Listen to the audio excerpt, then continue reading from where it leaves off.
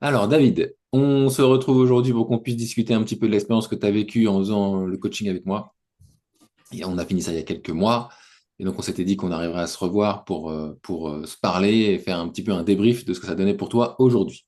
Mhm. J'ai 4, 5, 6 questions à te poser, mais je propose de commencer par le début et de nous dire qui tu es, de te Ouais. présenter rapidement en quelques mots pour nous dire quel est ton profil, quel est ton parcours, et puis après, on attaque les questions plus sérieuses. Bon. Ouais, ok, Alors, ça qui marche. es-tu, David? Dis-nous tout. Qui je suis? Bon, bonjour Aurélien, tout d'abord. Alors moi, je m'appelle David Bénard, j'ai maintenant 50 ans, j'ai fait 25 ans dans l'industrie logicielle. Donc, j'ai travaillé pour des éditeurs de logiciels plutôt internationaux. J'ai démarré dans la vente, puis je me suis tourné vers le management commercial, donc des postes de directeur commercial, directeur général, avec dans un contexte où il y a quand même une grosse attente de résultats, tous les trimestres, même tous les mois. Dans un environnement très concurrentiel où il faut vendre de la valeur, il faut redoubler d'imagination pour se différencier, pour engager, pour signer finalement des deals, mais aussi pour mobiliser des ressources internes. Il y a une dimension politique aussi. Oui. Donc un environnement passionnant, voilà. Et puis jusqu'au moment où j'en avais un peu marre. Voilà. Mhm. Ok, très clair. Et c'est là qu'on se rencontre. Bon. Exactement. Donc là, on se voit à ce moment-là. Et puis, bah, j'étais pas bien parce que j'étais dans une situation où j'étais sans cesse remis en cause alors que j'avais eu des succès assez importants pendant des années. Et puis, Ouais, j'étais un peu fatigué par ce fait que dans une entreprise, bah, c'est très lié au management en fait. Le succès de quelqu'un, on peut s'épanouir avec un bon oui, manager et oui, dès que le management change, tout change, alors que oui. fondamentalement, on n'a pas changé. C'est l'environnement qui a changé. Et donc Mhm. j'étais un peu fatigué par tout ça. Je savais que j'étais apprécié des équipes, mais j'étais un peu en perte de sens, on va dire. Je pense que Ouais, c'est ça le clé. ouais, J'étais pas bien, j'étais pas bien du tout. Et donc c'est en effet, je me suis dit, bah, j'ai besoin de parler, j'ai besoin d'échanger. ouais. Et donc c'est là qu'on s'est vu. Et puis tu as déroulé ta méthode. Et ça a Voilà. matché. Et tu fais toi-même la transition vers ma première question. Ma Ah première oui. question, c'est, j'aime bien toujours raisonner en coup de non-résolution. Ouais. C'est quoi le vrai prix que tu payais à ce moment-là à rester dans ta situation telle qu'elle était avant? C'était quoi le vrai prix? Avec Le, le le- recul. Ah bah alors avec le recul, mais je sais pas si j'ai encore assez de recul pour être. Je Ouais, pense que le recul il vient progressivement, mais euh, en fait de faire des choses, de me forcer à faire des choses que j'avais pas envie de faire ouais, déjà. ouais, Que je faisais parce que je suis peut-être d'une génération, j'étais le bon élève. J'ai toujours été le bon élève, ouais, très compliant, très ouais, conforme, très attentif à ce qu'on pense de moi aussi en termes de ouais. résultats, détestant l'échec ou même la non-atteinte des résultats. Ce qui m'est pas arrivé souvent en fait, pour être franc dans ma Ouais. vie. Hmm. Et, et puis je pense que les besoins que j'avais quand j'ai démarré ma carrière et ceux que j'ai maintenant, ils sont différents. Donc à un moment donné, on se dit, bah, pourquoi accepter une telle pression alors que finalement, j'ai rien à prouver finalement dans ce que Oui. je sais faire et pourquoi le faire. Et donc je le faisais certainement pour de mauvaises raisons. Ouais. On parlait beaucoup de sécurité financière, par exemple, ça Oui, c'est un sujet on en qui a revenait parlé. souvent. Oui. Euh, et puis voilà, je sais pas ce que j'ai.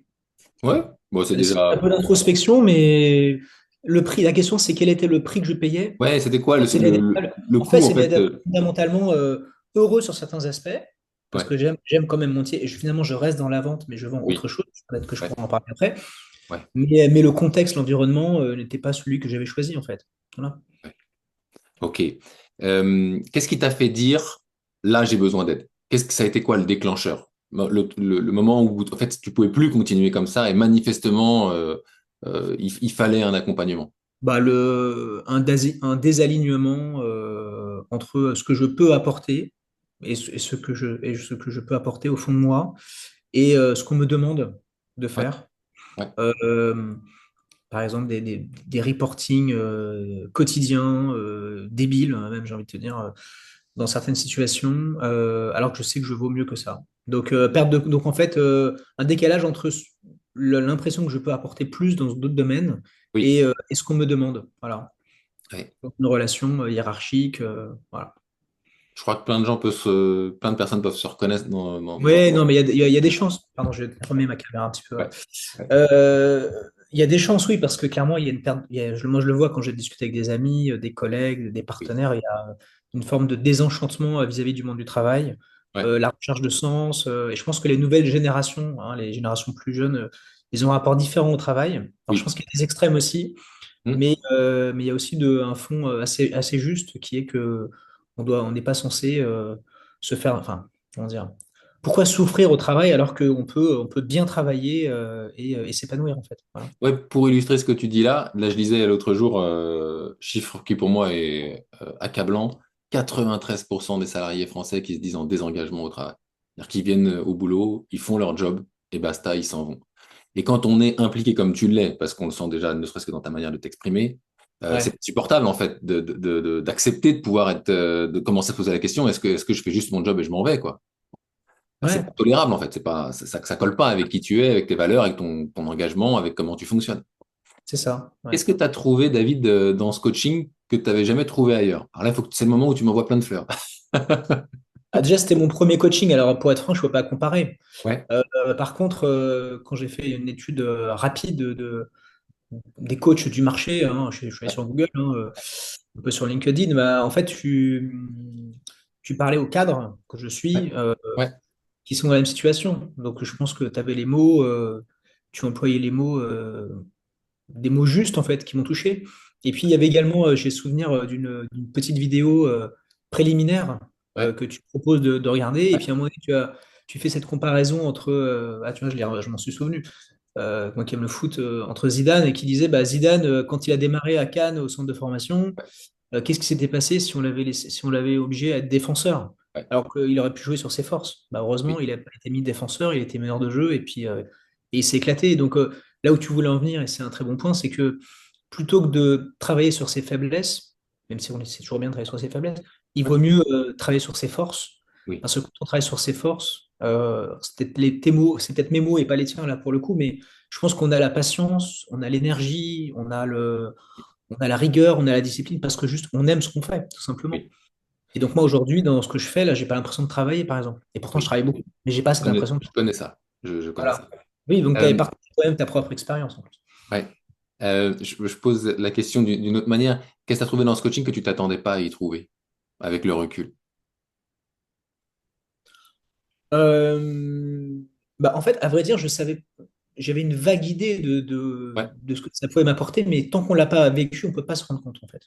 Même si on se documente, même si on lit, même si on sait que le coach, il n'apporte pas les réponses, il pose les questions et c'est au coaché d'apporter, même si on sait tout ça, même ouais, si on lit toute la littérature, etc., tant qu'on n'a pas engagé le voyage, on ne peut pas savoir.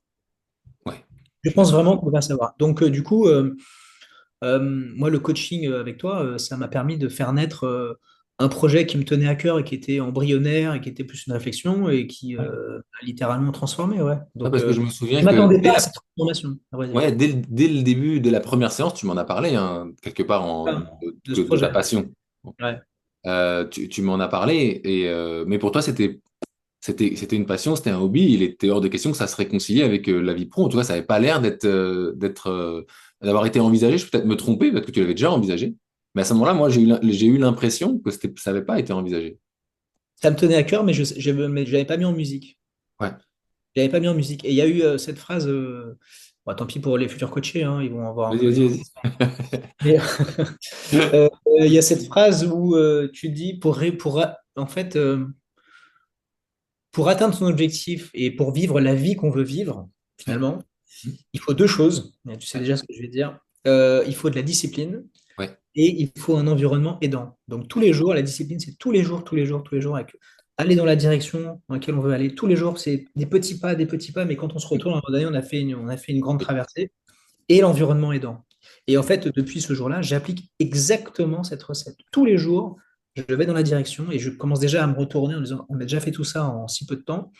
Et l'environnement aidant, bah, pour moi, c'était la phrase de choc, puisque ça m'a permis de me dire, bah ouais, après tout, il n'y a pas de mal à se faire aider. Et donc, je suis allé chercher un associé, on est trois associés maintenant, qui complète en fait notre offre et Ouais. notre mission, et qui est une référence dans son domaine. Donc voilà.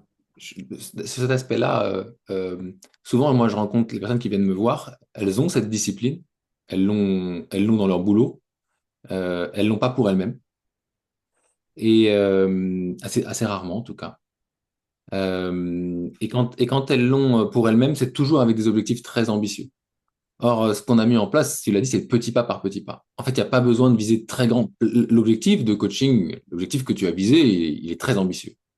Mais la Mm. manière à laquelle tu te mets en action au quotidien, ça, c'est en fait rééduquer son cerveau à penser petit pas après petit pas ce que tu peux mettre en œuvre. Et je remarque en effet que que très souvent les personnes qui sont en face de moi sont elles très aidantes pour leur environnement, mais n'ont pas retourné le truc en leur faveur, quoi.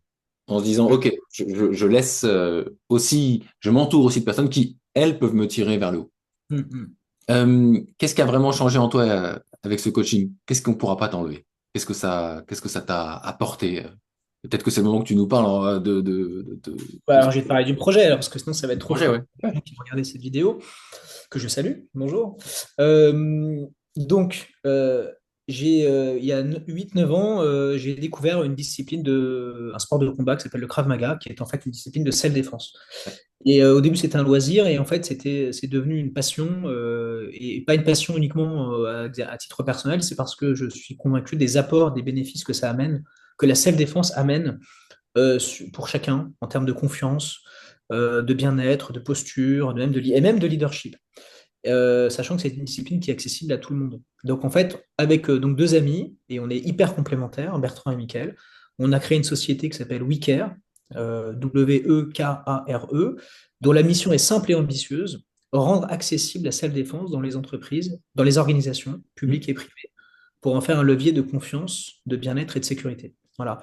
Et en fait, personne ne l'a fait. Personne ne l'a fait parce que il y a des a priori, il y a des idées reçues, et la seule défense qu'on enseigne et la manière qu'on a de la porter est en soutien des initiatives RH, diversité, équité, inclusion, les jours internationaux, les journées internationales comme le 8 mars pour le droit des femmes, le 25 novembre pour l'élimination des violences faites aux femmes. C'est même, malheureusement, c'est dans l'air du temps, on parle de violence tous les jours, et c'est une réponse parmi d'autres. Et ce que l'on voit depuis quelques semaines, quelques mois, c'est qu'il y a beaucoup de résonance. Et on s'était fixé comme objectif ensemble de signer cinq entreprises avant fin avril. 5 grands 2000 comptes, ouais. Je me enfin, souviens. 5 rencontres avant fin avril 2026. Ouais. Bah là, on est début octobre, on a déjà signé deux, et il y en a d'autres qui arrivent, et Oui, on va les atteindre, évidemment qu'on va les atteindre. oui, Donc, j'ai aucun doute sur le fait que ça fonctionne. ouais. Mais ce qui est surtout beau, c'est que je me focalise sur ce que j'aime faire, c'est-à-dire Ouais. pitcher, vendre, convaincre, développer un réseau. On développe même une communauté Mm. d'ambassadeurs, des gens qui nous soutiennent, et on veut être utile pour la société. Voilà. Et en plus, c'est un sujet qui ne peut pas être remplacé par l'IA. La protection, la seule défense, ça ne peut pas Ouais. être remplacé Ouais, par on l'IA. est d'accord. C'est une compétence de vie, et au même titre que dans les entreprises, on peut se former à un massage cardiaque, et c'est très bien. Ouais. On devrait aussi apprendre à se défendre soi-même, mais non pas pour agresser, mais juste pour protéger son intégrité physique. Donc, forcément, ça résonne pour chacun. Voilà, tout Ouais. simplement. Donc, Et qu'est-ce que ça a changé en toi au quotidien de te mettre au service de cette cause-là dont on a compris qu'elle te tient à cœur? Qu'est-ce que ça a changé pour toi dans ton quotidien? qu'est-ce que ça a changé? Ça a changé juste ma vie, en fait, Ouais. tout simplement. Puisque déjà, je suis habité par des convictions, et j'ai une amie d'ailleurs qui est ambassadrice qui me disait, mais en fait, vous ne vendez pas des solutions, vous vendez des convictions, Ouais. et qui sont sincères et qui sont en plus complétés par des engagements dans des associations qui forment bénévolement les femmes. Donc l'intégrité, l'alignement avec mes valeurs, donc je pense qu'il Ouais. faut le dire, ça fait partie de Ouais. ton travail de coach. Tu avais dit au début, David, on va faire le tour du propriétaire, on va refaire les fondations, c'est très imagé, mais c'est très vrai. Et on commence par les valeurs. Et moi, je croyais connaître mes valeurs, mais en fait, je ne les connaissais pas. Je Ouais. les connaissais pas. Je m'étais défini moi-même des valeurs, qui pourtant, elles ne sont pas incorrectes, mais Oui. tu es allé beaucoup plus loin. Oui. Et tu as fait ressortir des valeurs telles des valeurs de justice, de sincérité, d'humilité, que je ne m'allouais pas spontanément, peut-être par humilité, justement.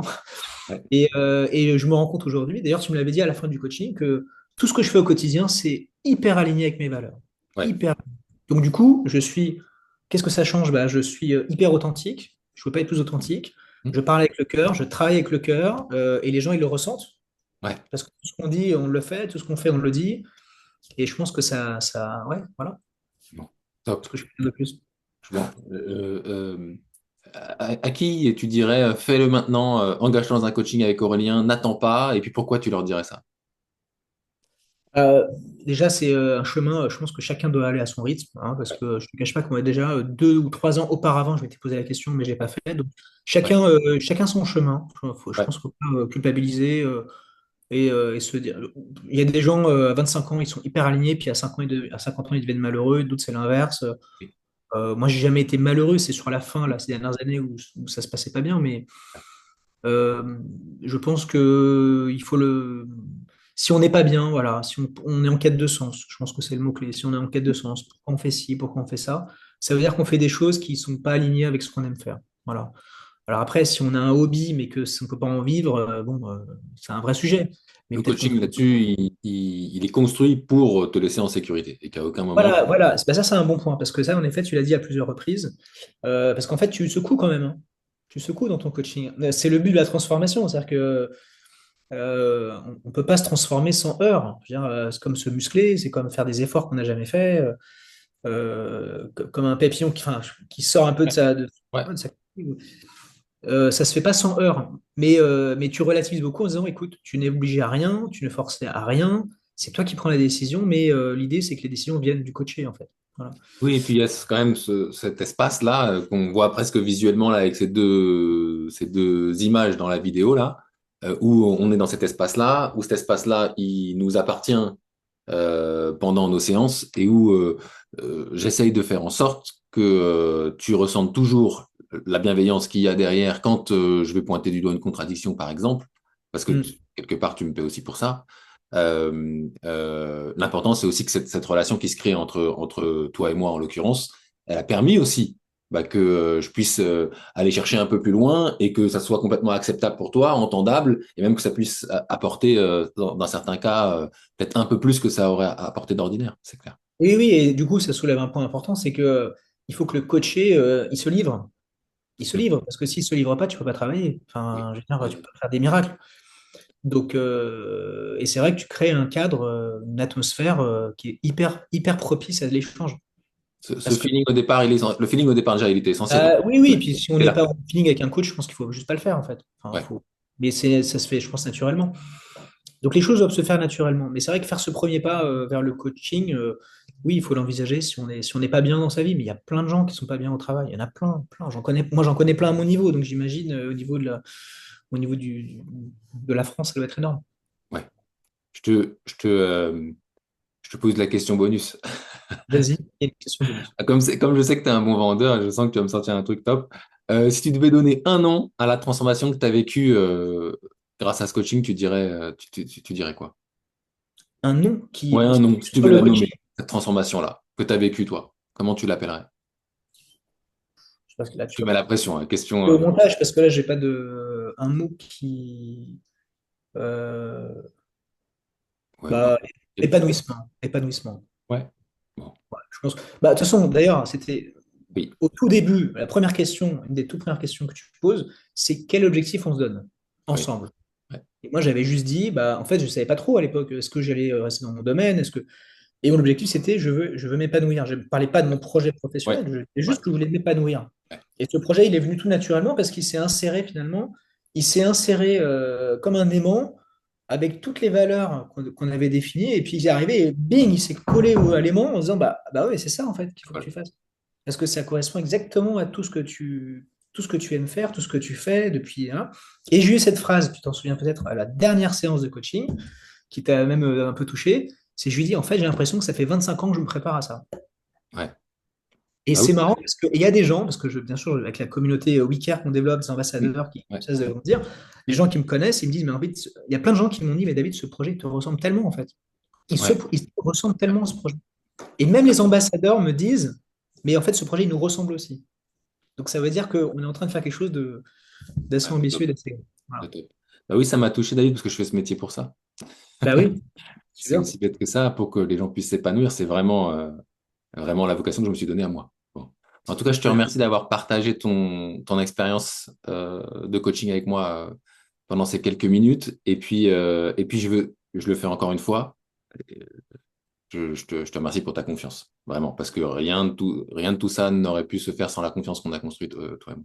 Donc, je te remercie. Absolument. Ça marche. Ok. Bah, écoute, merci Merci, Aurélien. David. Et puis, tout le monde, allez voir sur WeCare. Oui, K-R, Voilà. W-E-K-A-R-E, voilà, self-défense, vous trouvez sur Google. Voilà. Hop. Salut David.